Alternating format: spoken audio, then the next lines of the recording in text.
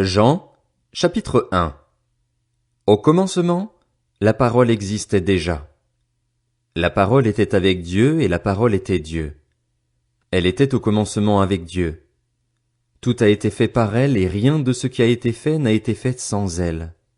En elle il y avait la vie, et cette vie était la lumière des êtres humains.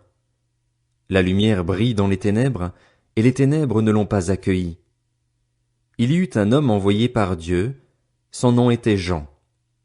Il vint comme témoin, pour rendre témoignage à la lumière afin que tous croient par lui. Il n'était pas la lumière, mais il vint pour rendre témoignage à la lumière. Cette lumière était la vraie lumière qui, en venant dans le monde, éclaire tout être humain. Elle était dans le monde et le monde a été fait par elle, pourtant le monde ne l'a pas reconnue. Elle est venue chez les siens, et les siens ne l'ont pas accueillie.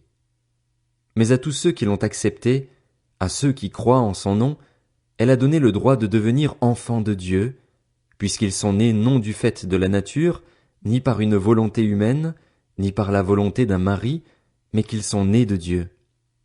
Et la parole s'est faite homme, elle a habité parmi nous, pleine de grâce et de vérité, et nous avons contemplé sa gloire, une gloire comme celle du Fils unique venu du Père.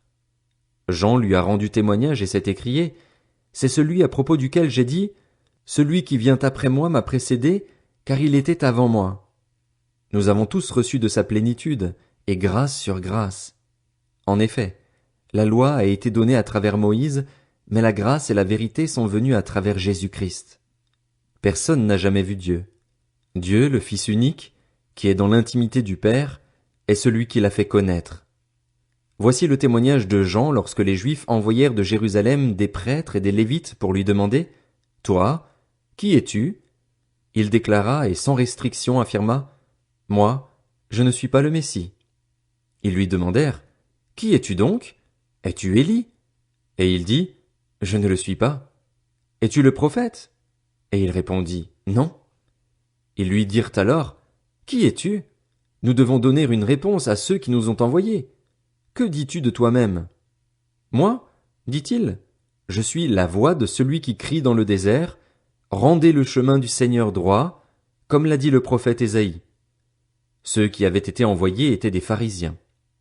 Ils lui posèrent encore cette question. Pourquoi donc baptises-tu, si tu n'es ni le Messie, ni Élie, ni le prophète? Jean leur répondit, moi, je baptise d'eau, mais au milieu de vous se trouve quelqu'un que vous ne connaissez pas. Il vient après moi, mais il m'a précédé, et je ne suis pas digne de détacher la courroie de ses sandales. Cela se passait à Béthanie, de l'autre côté du Jourdain, où Jean baptisait. Le lendemain, il vit Jésus s'approcher de lui et dit, « Voici l'agneau de Dieu qui enlève le péché du monde. C'est celui à propos duquel j'ai dit, « Après moi vient un homme qui m'a précédé, car il existait avant moi. » Pour ma part, je ne le connaissais pas, mais c'est afin de le faire connaître à Israël que je suis venu baptiser d'eau. Jean rendit aussi ce témoignage. J'ai vu l'Esprit descendre du ciel comme une colombe et s'arrêter sur lui. Je ne le connaissais pas, mais celui qui m'a envoyé baptiser d'eau m'a dit, celui sur qui tu verras l'Esprit descendre et s'arrêter, c'est lui qui baptise du Saint-Esprit. Et moi, j'ai vu et j'atteste qu'il est le Fils de Dieu. Le lendemain, Jean était encore là avec 2 de ses disciples. Il vit Jésus passer et dit, « Voici l'agneau de Dieu. » Les 2 disciples l'entendirent prononcer ces paroles et suivirent Jésus. Jésus se retourna et, voyant qu'ils le suivaient, il leur dit, « Que cherchez-vous » Ils lui répondirent, « Rabbi, ce qui signifie maître, où habites-tu » Venez, leur dit-il, et voyez. Ils y allèrent donc, virent où il habitait et restèrent avec lui ce jour-là. C'était environ 4 heures de l'après-midi. André, le frère de Simon-Pierre, était l'un des 2 qui avaient entendu les paroles de Jean et qui avaient suivi Jésus. Il rencontra d'abord son frère Simon et lui dit, « Nous avons trouvé le Messie, ce qui correspond à Christ. » Il le conduisit vers Jésus. Jésus le regarda et dit, « Tu es Simon, fils de Jonas, tu seras appelé Céphas, ce qui signifie Pierre. » Le lendemain, Jésus décida de se rendre en Galilée. Il rencontra Philippe et lui dit, « Suis-moi. » Philippe était de Bethsaïda, la ville d'André et de Pierre. Philippe rencontra Nathanaël et lui dit, Nous avons trouvé celui que Moïse a décrit dans la loi et dont les prophètes ont parlé, Jésus de Nazareth, fils de Joseph. Nathanaël lui dit, peut-il sortir quelque chose de bon de Nazareth? Philippe lui répondit, viens et vois. Jésus vit Nathanaël s'approcher de lui et dit de lui, voici vraiment un Israélite en qui il n'y a pas de ruse.